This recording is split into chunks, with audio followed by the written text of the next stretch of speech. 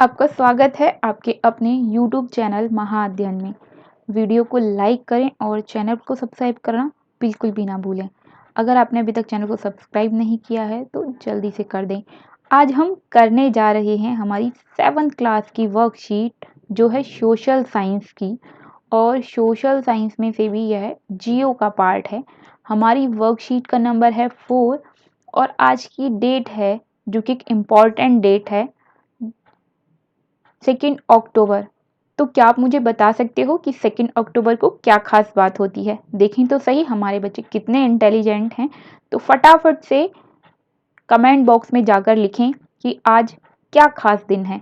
तो चलिए आगे बढ़ते हैं। आज हम पढ़ रहे हैं एटमॉस्फेयर के बारे में। आपको याद होगा हम हमारी जो भी लास्ट वर्कशीट्स कर चुके हैं वो इसी से रिलेटेड थी, या हम ये कहें कि आज का हमारा टॉपिक उनसे जुड़ा हुआ है। आपको याद है हमने पढ़ा था बायोस्फीयर के बारे में, और बायोस्फीयर के बारे में जब हम पढ़ रहे थे तो हमने ये जाना था कि हमारा बायोस्फीयर बनता कैसे है। बायोस्फीयर 3 चीज़ों से मिलकर बनता है, जिसमें सबसे इम्पोर्टेंट होती है एक लैंड जिसे हम लिथोस्फीयर बोलते हैं। दूसरी इम्पोर्टेंट चीज़ होती है एयर जिसे हम एटमॉस्फेयर बोलते हैं, या जो एटमॉस्फेयर बोलते हैं, ठीक है। और तीसरी जो इम्पोर्टेंट चीज़ हमने पढ़ी थी वो होती है वाटर, और वाटर से बनता है हमारा हाइड्रोस्फेयर। तो जिस तरह हमने लैंड को लिथोस्फेयर के रूप में जाना है, एयर को एटमॉस्फेयर के रूप में जाना है और वाटर को हाइड्रोस्फेयर के रूप में जाना है, जो कि जब ये तीनों मिल जाते हैं तब अर्थ पर लाइफ एग्जिस्ट करती है। मतलब अर्थ पर यानी कि पृथ्वी पर जीवन तभी संभव हो पाता है जब ये तीनों चीज़ मौजूद हों, लैंड, एयर और वाटर, यानी कि हवा, पानी और भूमि। अब आप अपना ही उदाहरण ले लीजिए। क्या हम अगर ज़मीन ना हो, लैंड ना हो, और अगर हम पानी में खड़े हों तो कब तक जिंदा रह पाएंगे? क्या हम जिंदा रह पाएंगे? कितनी देर तक जिंदा रह पाएंगे?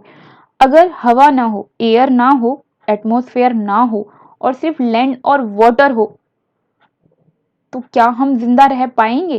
क्योंकि एयर से हमें सांसें मिलती हैं और सांसों में हम ऑक्सीजन नाम की गैस लेते हैं, और वो गैस कैसे लेते हैं इसके बारे में कुछ और जानकारियां हम हमारी वर्कशीट में पढ़ेंगे। लेकिन आगे बढ़ते हैं अपने टॉपिक पर कि लैंड और एयर दोनों हों और हमें अगर पानी ना मिले, वाटर ना मिले, तो क्या हम जी पाएंगे?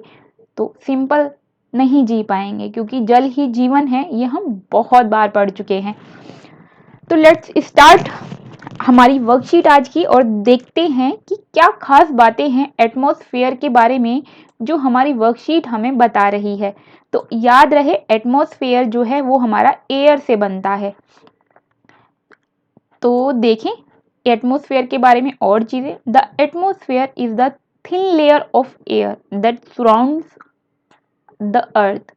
जो हमारी अर्थ है, हमारी अर्थ के चारों तरफ हवा है, और हवा की एक थिन लेयर है यानी पतली परत है। तो ये थिन लेयर जो हमारी अर्थ के चारों तरफ हवा के रूप में मौजूद है, एयर के रूप में मौजूद है, इसी थिन लेयर को, एयर की थिन लेयर को हम एटमॉस्फेयर बोलते हैं।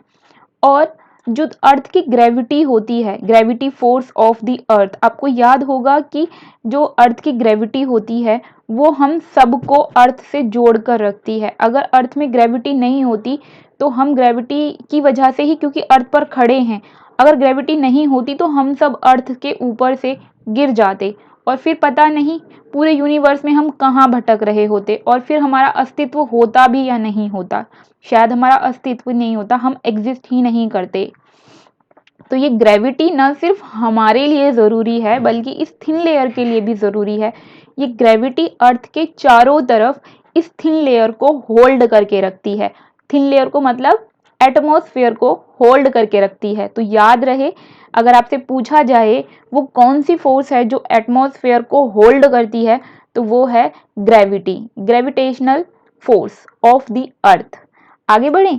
It protects us from the harmful rays and scorching heat of sun. आपको पता है कि सन से हमें जो रेज मिलती हैं वो हमारे लिए बहुत यूज़फुल हैं, हमारे लिए भी यूज़फुल हैं, यहाँ तक कि जो हमारा फ्लोरा एंड फना हम पढ़ते हैं उसके लिए भी बहुत यूज़फुल है। जब हम बात कर रहे हैं कि फ्लोरा के लिए यूज़फुल है, तो हमारे पेड़ पौधे जो होते हैं वो इसी रेज से अपना खाना बनाने की प्रक्रिया को पूरा करते हैं, मतलब अपना फूड वो इसी रेज के ज़रिए से बनाते हैं। और हमारे लिए भी तो कितनी इंपॉर्टेंट है, ये रेज हैं तभी हम देख पाते हैं, और उसकी हीट्स की वजह से बहुत सारे काम होते हैं। लेकिन ये सब बातों के साथ साथ आपको ये भी पता होना चाहिए कि सन से मिलने वाली रेज में कुछ हार्मफुल रेज भी हैं। सन से मिलने वाली जो लाइट है, जो रेज अर्थ पर आती हैं, उसमें कुछ हार्मफुल भी होती हैं, और वो हार्मफुल मतलब जो हमारी बॉडी उन्हें बर्दाश्त नहीं कर पाएगी, हम उसे बियर नहीं कर पाएंगे, हम उसे टॉलरेट नहीं कर पाएंगे। तो क्योंकि हमारी बॉडी उसे टॉलरेट नहीं कर पाएगी, तो फिर हम उससे बचते कैसे हैं? हम बचते हैं उससे इसी थिन लेयर ऑफ एयर यानी कि एटमॉस्फेयर के कारण। ये एटमॉस्फेयर जो है, सन से मिलने वाली जो एक्स्ट्रा हीट है, मतलब एक लिमिट तक हीट हम झेल सकते हैं, एक लिमिट से ज़्यादा अगर हीट हो जाएगी तो हम झेल नहीं पाएंगे। तो कौन हमें बचा रहा है? हमें बचा रही है ये एटमॉस्फेयर यानी कि एयर। तो चलो आगे बढ़ते हैं। It consist of a number of gases, dust and water vapour. तो एटमॉस्फेयर के अंदर क्या क्या चीज़ें हैं, मतलब जो हमारी हवा है, वायु है, इसके अंदर क्या क्या चीज़ें हैं। तो एयर के अंदर जब हम कहते हैं कि हवा है, हवा के अंदर सिर्फ हवा एक शब्द नहीं है, वो हवा कई चीज़ों से मिलकर बनती है। तो एयर किन चीज़ों से मिलकर बनती है? एयर मिलकर बनती है गैसेस से, मतलब एक नहीं कई सारी गैसेस हैं जो हमारी एयर में मौजूद हैं। जैसे अभी हम बात कर रहे थे थोड़ी देर पहले कि हम ऑक्सीजन लेते हैं, वो एयर में से लेते हैं। जो हमारे पेड़ होते हैं वो कार्बन डाइऑक्साइड लेते हैं, तो एयर में से लेते हैं। और इसी तरीके से दूसरी बहुत सारी चीज़ें हैं जो एयर में, गैसेस हैं जो एयर में मौजूद हैं। और इसके अलावा डस्ट होती है। आपको याद होगा, आप बच्चे तो हैं ही, अभी बहुत बड़े नहीं हैं और वैसे इतने छोटे भी नहीं हैं, लेकिन अगर आप अपने बचपन की बातों को याद करें तो आपको याद आएगा कि आपने कभी भी कहीं भी किसी झरोके से या किसी छेद से सूरज की किरण को आते हुए देखा हो। सूरज की जो रेज आती है, उन सन रेज को जब आप ध्यान से देखते हो तो उसके अंदर कुछ उड़ता हुआ दिखाई देता है, छोटे छोटे कण दिखाई देते हैं कि वो कुछ उड़ रहे हैं और हम उसे पकड़ने की कोशिश करते हैं, और लेकिन वो हमें पकड़ में नहीं आते। तो वो पकड़ में क्यों नहीं आते? क्योंकि वो डस्ट है, और वो डस्ट इतनी छोटी छोटे उसके वो इतनी छोटी है कि उसे हम कितना भी ट्राई करें वो हमारे हाथ में नहीं आती। तो वो डस्ट होती है जो हमें वो दिखाई देती है। अब तीसरी चीज़ है वाटर वेपर। ये वाटर वेपर क्या है? तो अगर हम बोलें कि हमने पानी को जब उबलते हुए देखा है और उसमें से जो भाप बन के उड़ती है, ये वही है वाटर वेपर। मतलब पानी जो हमारी हवा है, हवा के अंदर पानी भी मौजूद है। आपको याद ही होगा कि जो बारिश होती है वो कैसे होती है। बारिश होती है, हवा के अंदर बहुत सारा पानी इकट्ठा हो जाता है और फिर वो बादल बन जाता है, क्लाउड्स बन जाता है, और फिर वो चट्टानों से यानी कि रॉक से, माउंटेन से टकराकर और आपस में टकराकर पानी को बरसाता है, यानी कि फिर रेन होती है। तो इसका मतलब ये है कि हमारी एयर के अंदर पानी भी मौजूद है और वही है वाटर वेपर। मुझे लगता है आपको समझ में आ गया होगा। मैं एक बार रिपीट कर देती हूँ ताकि आपको सब चीज़ें क्लियर रहें। अर्थ अर्थ में है ग्रेविटी, और ग्रेविटी अर्थ के चारों तरफ एयर की थिन लेयर को होल्ड करके रखती है, और उसी एयर में गैसेस हैं, डस्ट है, वाटर वेपर है। और ये जो एटमॉस्फेयर है ये हमें हार्मफुल रेज, किसकी? सन की हार्मफुल रेज से और ज़रूरत से ज़्यादा हीट से हमें बचाता है, प्रोटेक्ट करता है। तो चलो कुछ करके सीखते हैं। यहाँ पर हमें कहा गया है कि एटमॉस्फेयर में हमने कुछ चीज़ें होते हुए देखी हैं। क्या क्या चीज़ें होते हुए देखी हैं? फ्लाइंग ऑफ एरोप्लेन, एरोप्लेन को हमने उड़ते हुए देखा है। फिर हमने बर्ड्स को भी देखा है उड़ते हुए, यानी फ्लाइंग करते हुए। फ्लाई बर्ड्स आपने बहुत बार देखे ही होंगे आसमान में, जब आपने कई बार खुले आसमान की तरफ निगाहें की होंगी। इसके अलावा हमने देखा है ट्विंकलिंग स्टार्स को, यानी चमकते हुए तारों को, ट्विलाइट ऑफ स्टार्स, ईटीसी। इस तरह की बहुत सारी चीज़ें हमने अपने एटमॉस्फेयर में देखी, यानी कि हमारे अर्थ के ऊपर जो हवा हमें दिखाई देती है उसमें देखी है। क्योंकि अब जब हम कहते हैं बर्ड्स उड़ रहे हैं, तो उड़ रहे हैं तो कहाँ उड़ रहे हैं? हवा में उड़ रहे हैं। एरोप्लेन कहाँ उड़ रहा है? हवा में उड़ रहा है। अगर तारे चमक रहे हैं तो कहाँ चमक रहे हैं? अर्थ से बहुत कहीं दूर, जहाँ पर कम से कम अर्थ पर तो नहीं है, तो अर्थ के बाहर हवा है। तो अब हमें कहा गया है ऐसी लिस्ट बनाओ जिसमें आपने इस तरह की और चीज़ें देखी हो जो हवा में हो रही हैं, यानी एटमॉस्फेयर में हो रही हैं। तो मुझे कुछ ऐसी चीज़ें याद हैं जिनका मैं जिक्र यहाँ पे फटाफट से कर देती हूँ। काइट, जब हम पतंग उड़ा रहे होते हैं, और आपने रिपब्लिक डे पर और फ्रीडम डे, जब हम आज़ादी दिवस, स्वतंत्रता दिवस मनाते हैं, तब आपने देखा होगा कि प्रोग्राम्स आते हैं टेलीविज़न पे, और आपने बहुत सारी मूवी भी देखी होंगी, उनमें भी आपने देखा होगा पैरासेलिंग की जाती है। पैरासूट देखा होगा, पैराशूट भी जो है, पैराशूट भी हवा में ही तो उड़ रहा होता है। पैरासेलिंग जिसमें एक जीप के साथ एक पैरासेल को बांध दिया जाता है और ऊपर कुछ कोई व्यक्ति उड़ रहा होता है, वो पैरासूट और पैरासेलिंग ये सब आपने देखा ही होगा। तो ये सब चीज़ें कहाँ हो रही हैं? ये सब हवा में हो रही हैं। और इसके अलावा भी कुछ चीज़ें आप सोचेंगे तो याद आ जाएंगी। अब इन्होंने हमें कहा है कि एटमॉस्फेयर का इंपॉर्टेंस बताना है, तो वो अभी अभी इन्होंने हमें खुद ही बता दिया था कि एटमॉस्फेयर का इंपॉर्टेंस ये है कि वो हमें सन की हार्मफुल रेस से और एक्स्ट्रा हीट से हमें बचाता है। ये तो है ही है। इसके अलावा खास बात जो है, अभी हम जिक्र कर चुके थे, अभी हम डिस्कस कर रहे थे कि ये एटमॉस्फेयर ही है जो हमें जिंदा रहने के लिए ऑक्सीजन दे रहा है, पेड़ पौधों को जिंदा रहने के लिए कार्बन डाइऑक्साइड दे रहा है।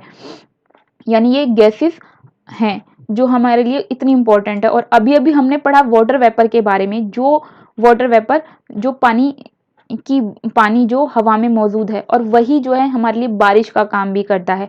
पानी भी हमारे लिए कितना इम्पोर्टेंट है, और वो प्योर होके वो पानी हमें मिलता है। किसकी वजह से मिलता है? इसी एटमॉस्फेयर की वजह से मिलता है।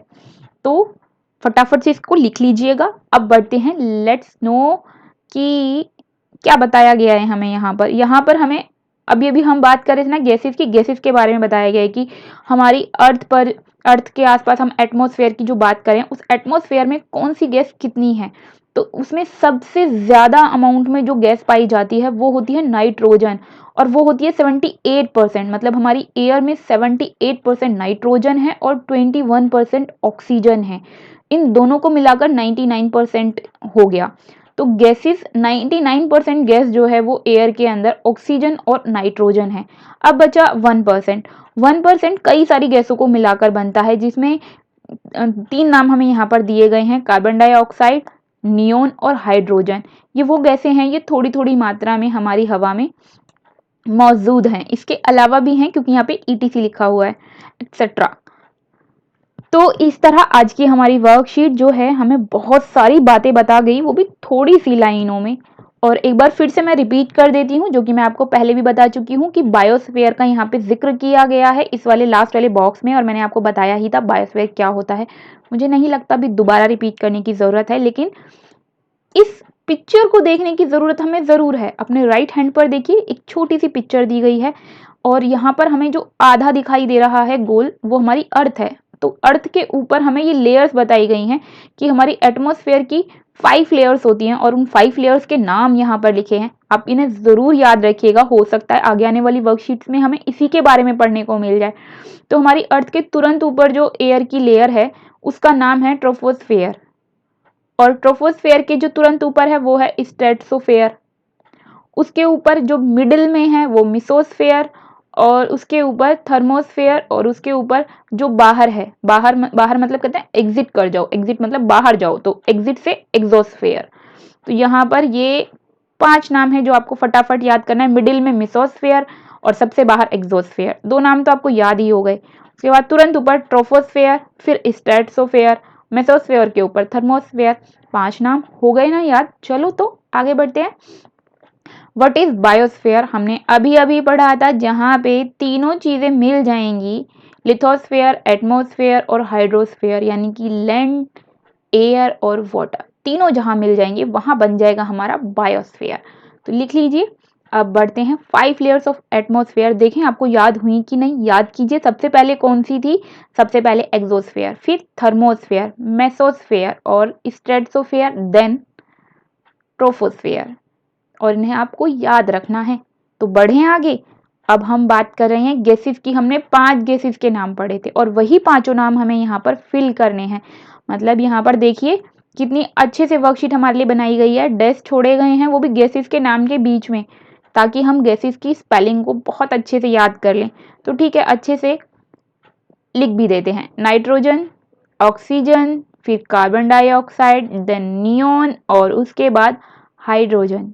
मैं उम्मीद करती हूँ बच्चों आपको ये वर्कशीट पसंद आई होगी। फटाफट से लाइक कर दें वीडियो को, और ऐसे ही यूज़फुल वीडियो हम हमेशा आपके लिए लाते रहे हैं, तो इसके लिए आप चैनल को सब्सक्राइब ज़रूर कर दें। आपके सब्सक्राइब करने से हमारा हौसला बढ़ता है।